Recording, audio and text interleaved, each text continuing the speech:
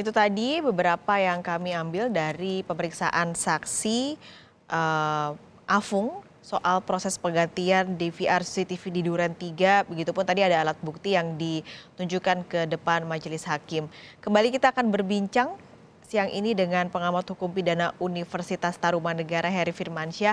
Mas Heri, ini mau bahas soal saksi Afung ini tadi juga ditunjukkan alat buktinya yaitu DVR CCTV-nya. Sebenarnya seberapa kuat kesaksian dari Afung dan juga alat bukti tadi dalam dakwaan ini, Mas Heri? Ya, kalau kita lihat, kita perhatikan secara seksama jawaban dan keterangan saksi ini atas pertanyaan yang disampaikan. Saya entah mengapa menganggap bahwa beliau ini salah satu saksi kunci juga untuk obstruction of justice-nya ya. Karena ini orang yang langsung dihubungi ya untuk mengganti posisi DVR yang lama dengan yang baru. Nah, sayangnya tadi kan keterangannya tidak kemudian menjelaskan bahwa secara detail tadi ya apa informasi yang diminta. Jangan-jangan memang dari awal pun informasi itu putus demikian saja, memang hanya ya seperti business as usual gitu ya, cuman ya hanya untuk mengganti saja tanpa tahu apakah diinformasikan lain atau tidak begitu. Nah, itu yang sebenarnya perlu digali ya. Tapi dalam konteks bahwa memastikan kalau versi yang sebelum-sebelumnya kalau tidak salah kan ada yang menyatakan itu terbakar atau sebelum-sebelumnya hilang gitu kan. Nah, ini kan untuk membantah dalil-dalil tersebut. Kalaupun dikatakan rusak, yang lama itu rusaknya karena apa gitu ya? Karena sesuatu insiden kah yang tidak mungkin untuk dihindari karena faktor alam misalnya, atau memang ada faktor kesengajaan untuk dirusak. Nah, ini kan pengertian yang berbeda ya nantinya, dan akibat hukumnya pun bisa berbeda. Jadi sangat sentral sekali peran dari Pak Afung tadi ya dalam memberikan keterangan, karena ini langsung bersinggungan dengan hal yang menjadi persoalan utama dalam pembuktian kali ini, yaitu adanya upaya untuk menghalang-halangi proses penyidikan dengan menutupi atau menghilangkan barang bukti kan begitu. Nah, barang bukti yang dimaksud dalam konteks ini kan CCTV yang merekam keadaan peristiwa di mana terjadinya pembunuhan almarhum Brigadir Joshua kan.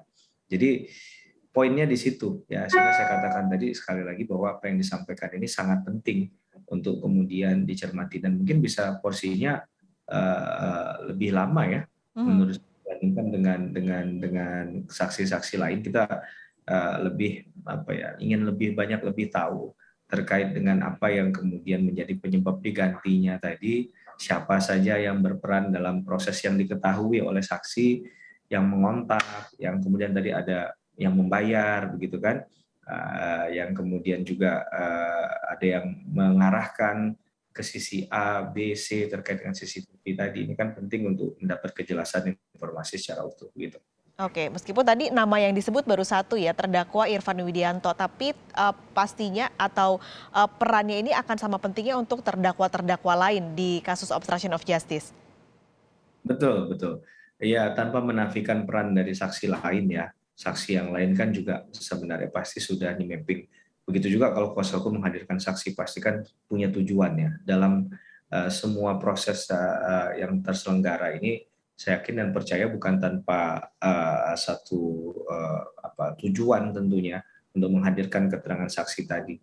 Karena ya sekali lagi kita berfokus pada hal yang ingin ditujukan dalam pembuktiannya apa. Sebenarnya fokus pembuktian itu jauh lebih penting daripada terlalu banyak yang ingin dibuktikan begitu ya.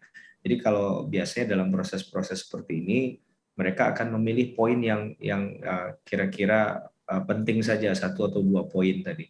Karena biasanya juga kalau saksi melebar kemana-mana, nanti ceritanya malah malah menjadi nggak utuh dan nggak fokus sekali lagi gitu.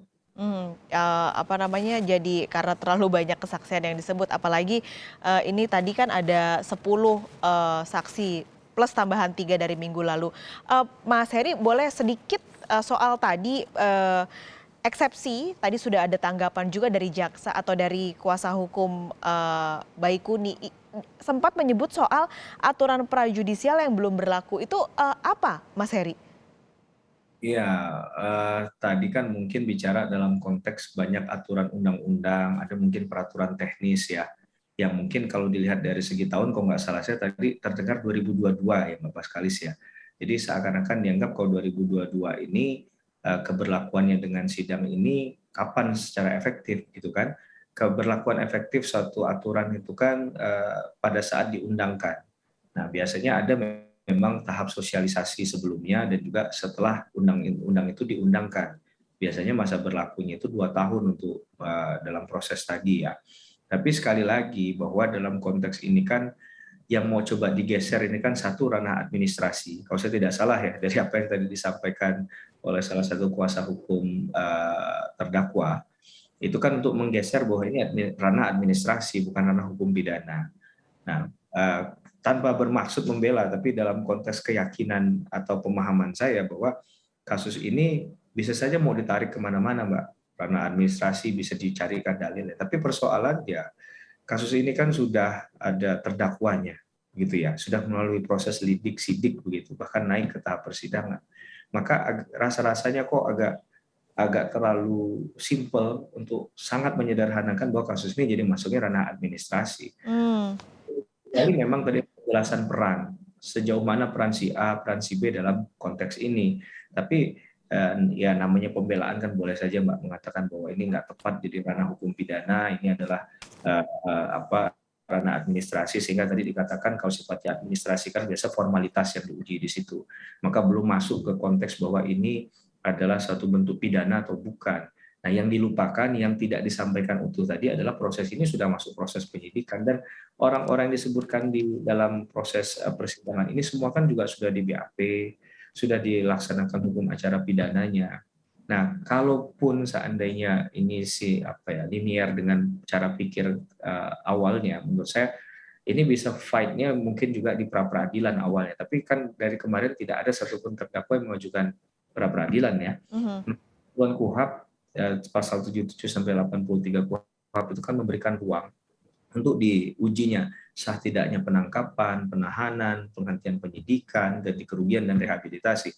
Kebetulan saya ngambil S3 kemarin, studi saya, disertasi saya tentang pra peradilan.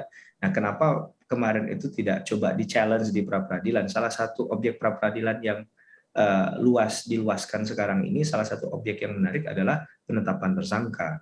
Nah, kalau memang tadi ada dalil-dalil semacam itu yang tidak dilakukan prosesnya, alangkah baiknya kemarin diuji di pra peradilan. Sayangnya kan ini sudah masuk pokok perkara ya. Ke pra peradilan itu akan berhenti prosesnya, tidak akan bisa diberikan ruang lagi kalau seandainya perkaranya sudah disidangkan. Nah, padahal perkara pra peradilan itu cuma 1 minggu, Mbak, prosesnya. Oke, ini berarti nanti akan dilihat juga tanggapannya ataupun keputusannya dari majelis hakim pekan depan. Apakah mana yang diterima nih untuk eksepsi dari jaksa ataupun kuasa hukumnya. Mas Heri, kita jeda sejenak. Nanti usai jeda ada rekan kami juga Harjuno Pramudito yang akan menemani Mas Heri dan juga saudara dalam Breaking News Kompas TV. Tapi kita jeda sejenak, jangan kemana-mana.